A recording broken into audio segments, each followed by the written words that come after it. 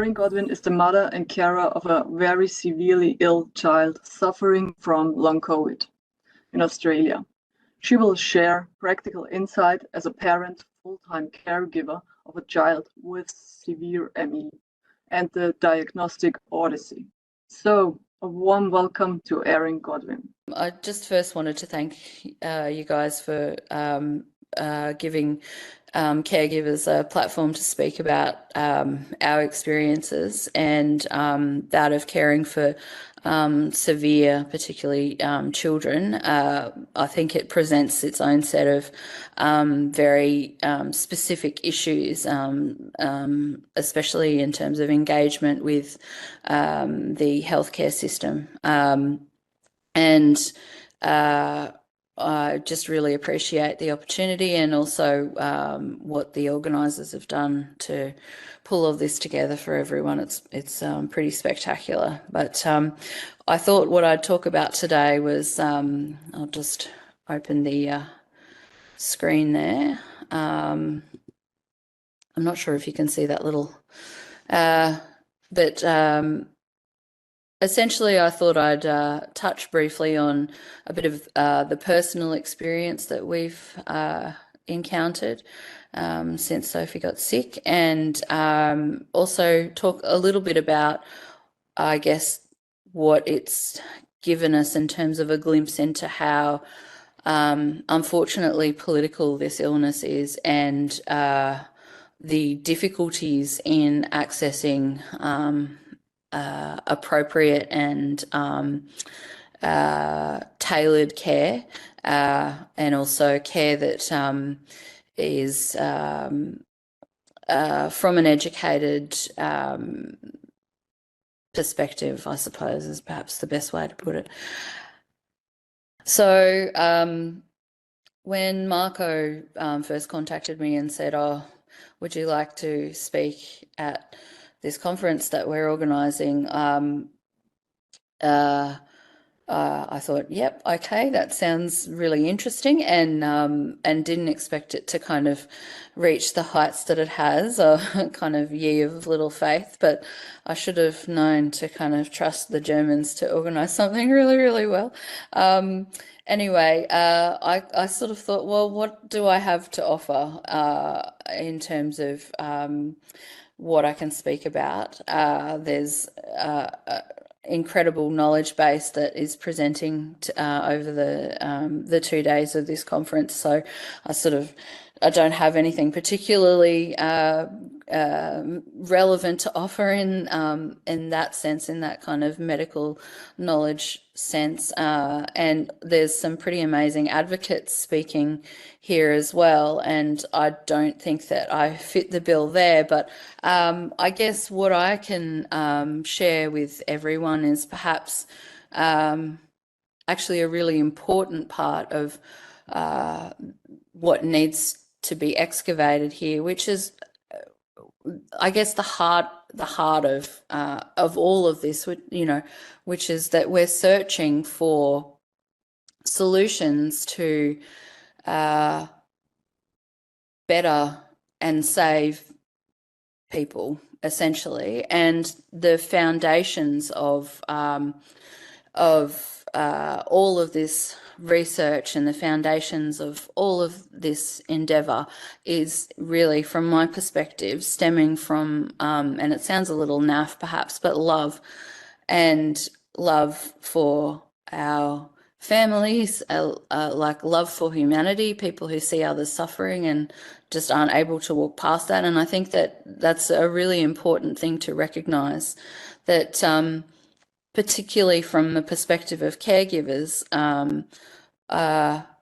what I see is an incredible amount of power in that, and perseverance, and that's really what's driving all of this. And so I want to acknowledge all of those people who have come before us and had their loved ones suffer a diagnosis of ME and now long COVID, and the crossover between the two, and the sorts of losses that they have suffered, and those people who have pushed and raged and fought for recognition. It's really very important that we acknowledge that, and that we acknowledge this to some extent as a movement, and that we solidify around these people who, through their grief, have still been able to push forward so that children like my daughter have a better opportunity to achieve recovery. I think that's really that's something that I really wanted to say here today to everyone. So I guess a little about us and my personal story as Sophie's mum, and Sophie's story. Like, this really is my daughter's story. I'm living it with her, but this is Sophie's story. And in acknowledging that, I also need to say that Sophie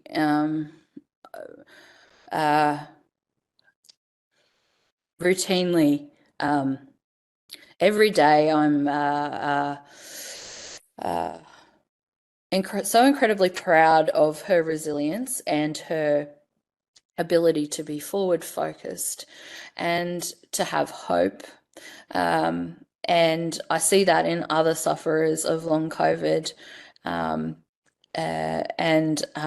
other sufferers of ME as well, that incredible resilience, that personal resilience to get up and deal with this, well, not get up, but as the case may be, but to deal with this and to manage it in such a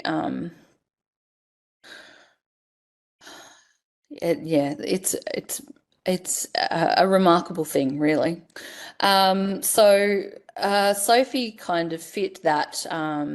There's I think, quite an obvious sort of subset of predominantly girls, but also boys, but that sort of teenage, like early to mid-teen, pretty normal, high-functioning kid who gets some sort of virus, in this case, in this case, COVID, and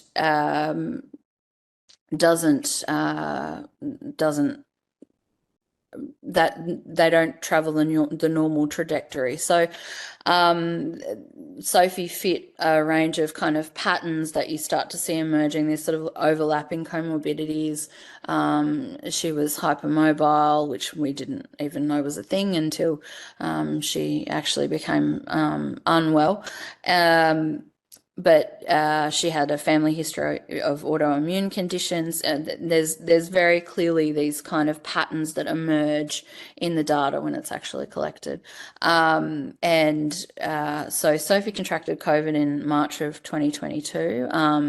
She wasn't vaccinated. We hadn't gotten her vaccinated yet. Australia had come pretty well through the whole COVID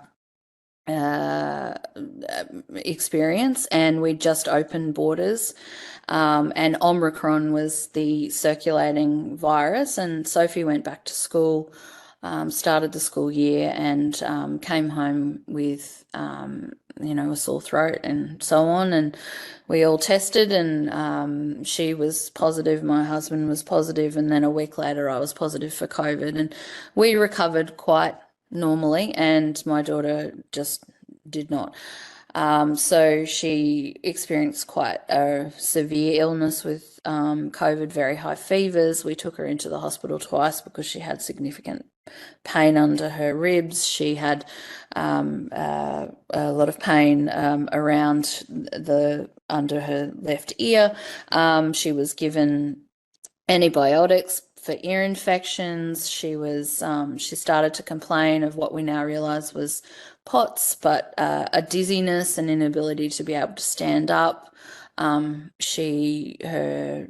diet dropped away. She was not able or wanting to have solid foods, and started to only be able to take soups and juices and those sorts of things. And then sort of about that 4-week mark, after she got COVID, she started vomiting, and that's really, I guess, where things very much kicked off. We couldn't keep anything down. So we ended up presenting to the hospital, and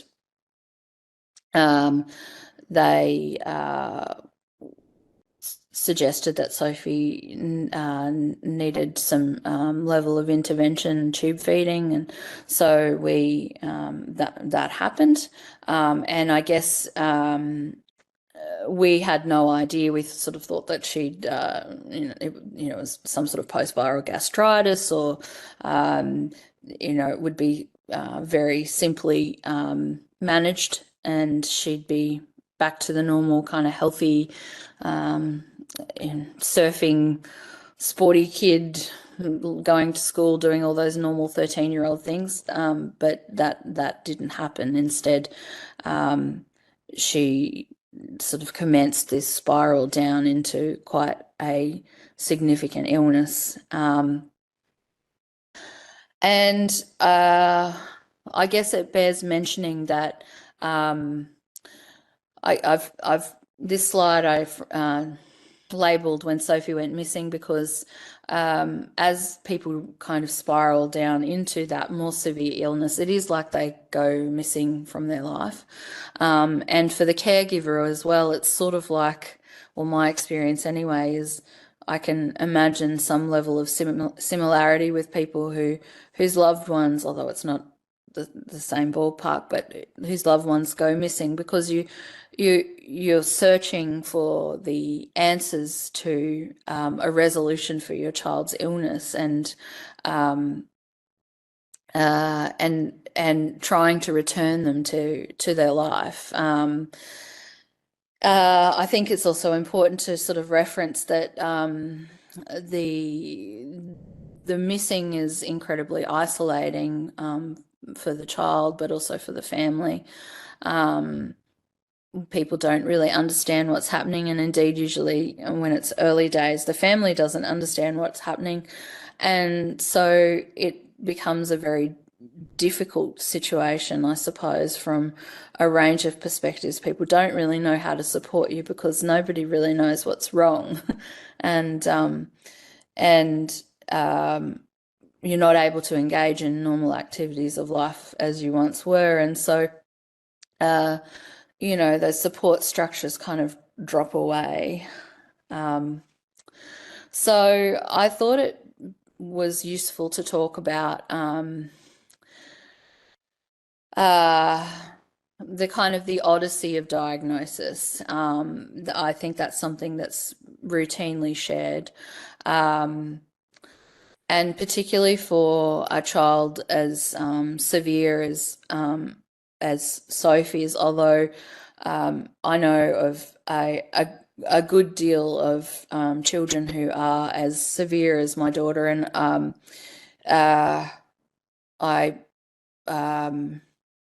I think we're probably underestimating the numbers out there.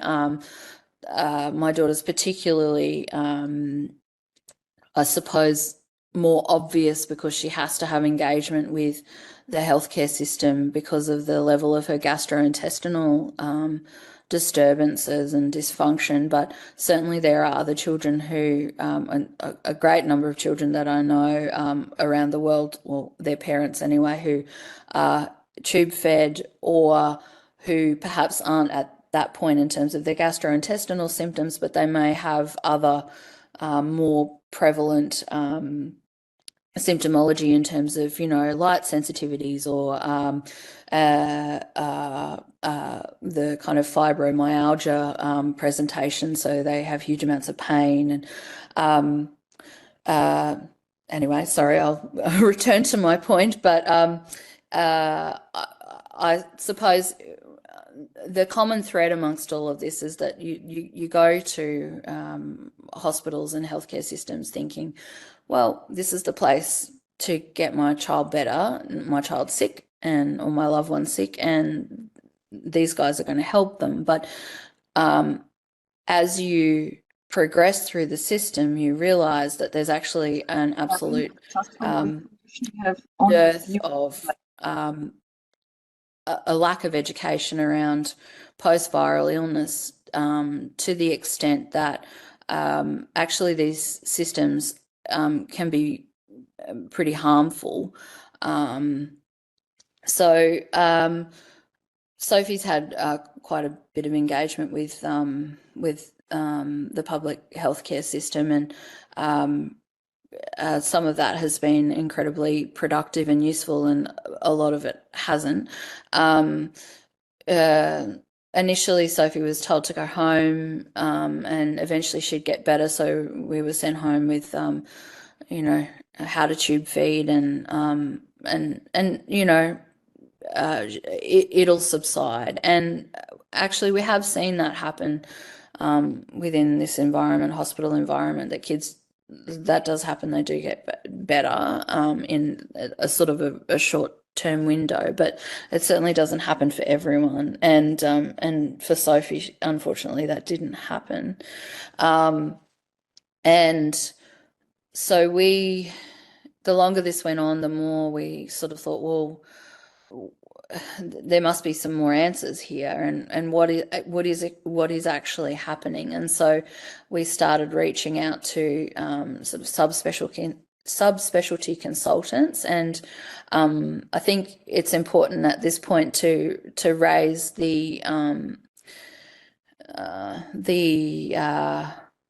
just how important and productive these kind of self-generated communities have been in directing people like ourselves to consultants with good knowledge base. And really, you've got these kind of patient advocate organisations delivering supports that I think should be socially funded, but aren't. And so everyone's sort of helping each other to try and solve the puzzle. Anyway, we were referred to some great private doctors, and they started looking for some markers for Sophie that they might be able to treat, recognising pretty quickly that this was long COVID. And they found things like incredibly elevated mast cell counts in her duodenum and her gut, and she was given some standing test activities and put in touch with POTS specialists, and so we understood she had POTS, and she was started on some medication which was useful for that. We started to understand the interrelationship between connective tissue disorders and these sorts of problems. We found some really brilliant, well, one in particular, a gastroenterologist who's been really productive in terms of my daughter's care. And you see these doctors who have that knowledge base really trying to advocate for these patients. But in Australia particularly, there's a bit of a split between these doctors and the public system. And from my perspective, I think it would be very useful if that was able to be kind of legislatively managed in a way that that both of those groups are able to listen to each other and draw on each other's experience and expertise for the good of the patient. One thing that we do need to raise, and we've encountered repeatedly, is the psychologization of what is very clearly a pathophysiological illness, and the number of times that like FND and those sorts of very real illnesses Right. Let's keep coming to an end. I know have been raised. Oh, but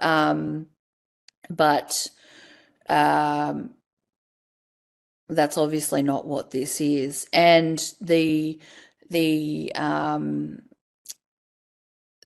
persistent need for, from our perspective, doctors who don't have a grasp on the issues to revert to psychologizing those issues rather than an exploration of emerging, but not even that emerging, but more contemporary research.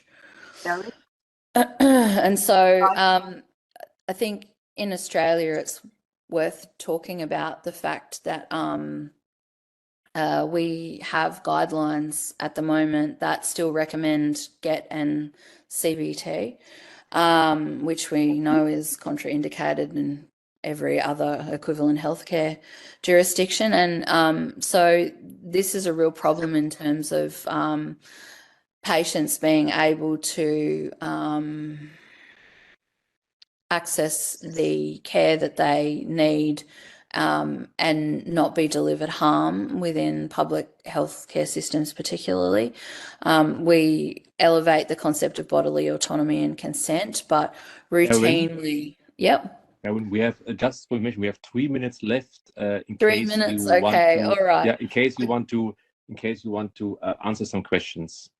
Oh, Thank I'm you. sorry. I've wasted a bit of time with my technical inability, but look, I'm happy to answer questions. I do really think that it's important to stress the need for guidelines to shift in Australia and the impact that that has on particularly paediatric care and the issues that that presents in terms of parents advocating for their child within this space.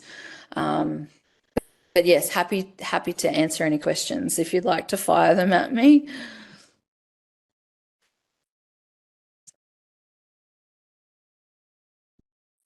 Yep. Hi, Erin. Yeah, it's me, Diana. Verena has some technical issues, so I'm going to throw a question at you. Yep. Sorry, I cannot turn on my camera because I have to lie down on my couch because I'm not feeling so well, so you can't see me, but I hope you can hear me. So we have one question from M. She says, our daughter also suffers from long COVID. She says, our heart goes out to you and your family. So she was making a comment. So I think you've touched many people and reached many people with your sharing your story. Thank you so much. So let me have a quick look. Children and young teens rarely have the language to adequately articulate the symptoms and rely on mothers to act as interpreters. How did you manage this with health professionals? Very interesting. Well, that's a really important question and an interesting one. I don't know that I've managed it in the best ways. There's a level of frustration that builds when you are placed in a position where you're having to advocate not just for adequate treatment, but against harm. I think it puts parents routinely in a really difficult position. And we've seen this in the history of ME, that particularly pediatric presentations, when parents advocate, there's a pathologizing of that advocacy because the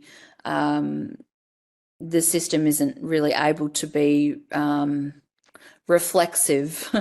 I'm perhaps not explaining that very well. Look, from a practical perspective, sometimes I've found that it's a bad thing to cite research. Sometimes I've found that the most effective ways to communicate your concerns are as a parent, that if you look like you know things, that can be perceived as threatening. But at the same time, it's important to have an active voice within your child's treating team, and for that to be respected. So, I mean, make yourself acquainted with the legislative requirements of your involvement within whatever jurisdiction you're in, and use them. Use your rights. Inform your children of what their rights are. Make sure that they really understand the reality of consent and informed consent. Yeah, I'm not sure if that answers that question sufficiently. I think know your rights is really important. Know your rights. Yeah. That was very insightful, and I have to let you know that there has been so many comments reaching you, thanking you for sharing your insights, and we can actually send them to you afterwards. So thank you so much for your time. I know you have been a bit under the weather today, but thank you so much for being here and sharing these important stories. And I think people can reach out to you, I guess, afterwards if they want to have questions. Absolutely. Yeah, absolutely. And I just want to really reiterate that I am one of thousands of parents, and we're not counting these kids, and they need help. They need help, and they need help now. And if we're well enough to advocate for our children, we need to stop being frightened about doing that. Thank you so much. Yeah, we hear and see you, and your message is out there with around 1,000 people now online. So thank you so much. You are heard and seen. Thank you, Erin. Thank you. Have a wonderful evening. Good night. You too. Bye. Thank you so much.